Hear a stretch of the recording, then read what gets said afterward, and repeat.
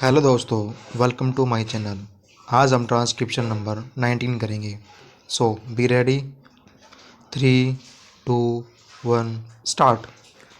Sir, I would like to make a few observations so that the Honorable Minister will make a note about the way in which these institutions are being run. It is a good thing that these institutions have been started, but at the same time, we are suffering from lack of coordination in regard to our technical education.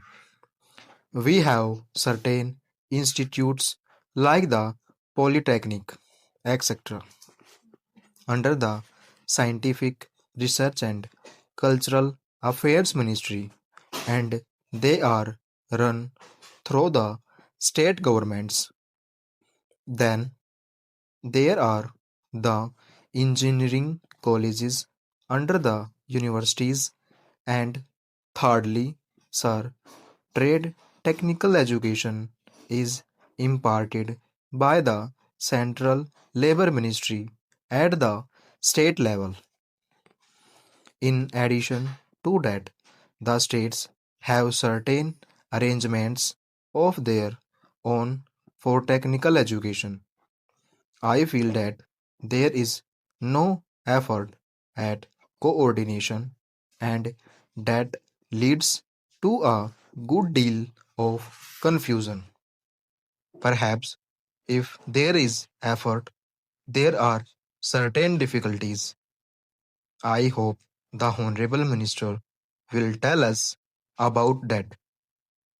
I would also like to suggest that even in these four institutes, tuitions, as for some time the medium of instruction would be English for emotional integration, an attempt should be made to take a few students from the neighboring region or other regions on a reciprocal basis. Otherwise, these institutes will themselves be developing, as was hinted by the previous speaker, some regional consequences. There is great difficulty, sir, with regard to technical personnel for teaching, and I am not aware in what way these institutes will be staffed. Perhaps some foreigners will be brought in, but at the same time, with the arrangements existing at present for taking technical help from different countries, Russia, UK, USA, and Germany, I do not know whether there will be special courses provided in these institutes for the teaching staff from those different countries. What arrangements there are, one does not know. In the present arrangement for teaching, I should have liked to mention the fifth arrangement for teaching at present provided through the various industrial concerns like Bhilai, Raulkela, etc.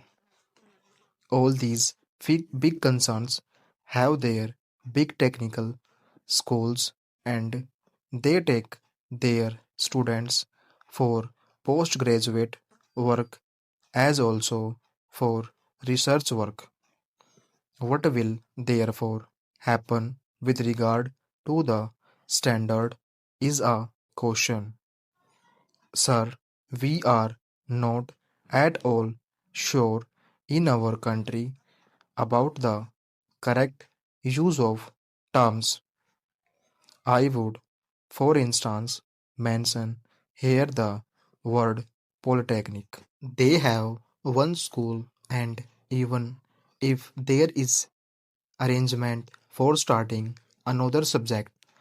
No effort is made, and no sooner they feel they should give guarantee of some sort of technical education without proper inquiries with regard to the possibilities for the employment and the various mineral resources, etc., and the basic education that should enable the students to enter the polytechnics to have the training where it is available. These polytechnics are started. Similarly, there is some confusion about the use of the word university. We have the Roorkee University for one subject, engineering, so it seems there is going to be one university for one faculty. We have one music university also in Madhya Pradesh. We are going to start, I am told, perhaps a university only for agricultural.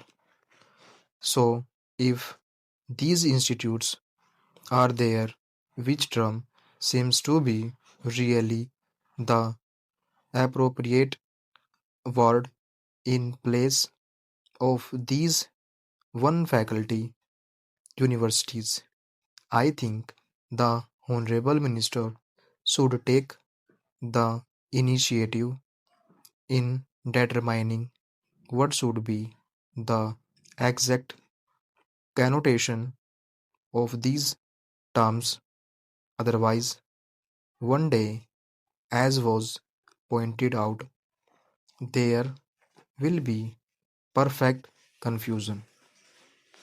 There comes also the question of the recognition of the degree given by these institutes. Of course, if the training with the special facilities available and the specially recruited staff available is of a high standard, naturally people would be very anxious to recruit the people who have passed out from there. In the beginning, there will not be any trouble with regard to making use of the graduates turned out from there. But the question of recognition has to be decided on certain principles, and those principles should be laid down and followed from the beginning. Now, I would like also to mention the question about scholarships. It was pointed out that certain scholarships, especially to the children of the working class, should be given. I would like to point out here that there is already provision for that, and it is not something new. What I would like to stress is that scholarships should be in large numbers. The scholarships do not seem to be adequate for the rising standard of living and the cost of living. The scholarships that are given do not meet half the need. There is yet another matter which the Honorable Minister is the proper person to inquire about, and that is the merit scholarships that are available in different states to students for technical subjects or the other students who pass with very high marks are not given by the states if they read outside the state. Full